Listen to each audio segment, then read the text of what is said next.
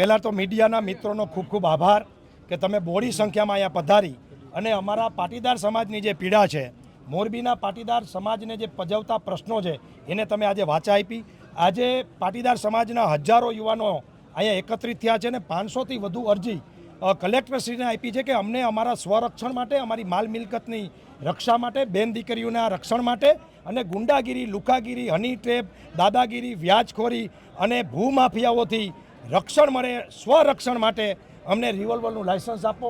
એ માંગણી આજે હજારો પાટીદારો યુવાનો અહીં એકત્રિત થઈ અને કલેક્ટરશ્રીને આવેદનપત્રના રૂપમાં આપી છે. કલેક્ટરશ્રી અમારું પોઝિટિવ વાત સાંભળી છે અને અમે વિનંતી કરી છે કે લાગતા વળગતા તમામ અધિકારી એ એક્ટિવ થાય અને જે ગુંડા, લુખ્ખા પાટીદાર સમાજ જ નહીં પણ મોરબીની આમ જનતાને ભજવે છે, હેરાન કરે છે, દાદાગીરી કરે છે, એવા તમામને નાથ મોયડા નાખે. ગુંડાની કોઈ જાતિ કે ધર્મ હોતો નથી. ગુંડો એ ગુંડો હોય છે અને ગુંડાને કોઈ જ સપોર્ટ આમ તો કરતું હોતું નથી. એટલે તંત્રને પણ આજે વિનંતી કરીએ છીએ મીડિયાના માધ્યમથી કે એક્ટિવ થઈને એકવાર આ મોરબીને ગુંડા મુક્ત મોરબી કરી દો. આ ઉદ્યોગની નગરી છે. પાટીદાર સમાજ ખાસ વિદેશોથી કરોડો રૂપિયાનું સિરામિકના કારખાનામાં હુંડિયામણ રડી અને ગુજરાત સરકાર અને દેશની સરકારને ટેક્સ ભરે છે.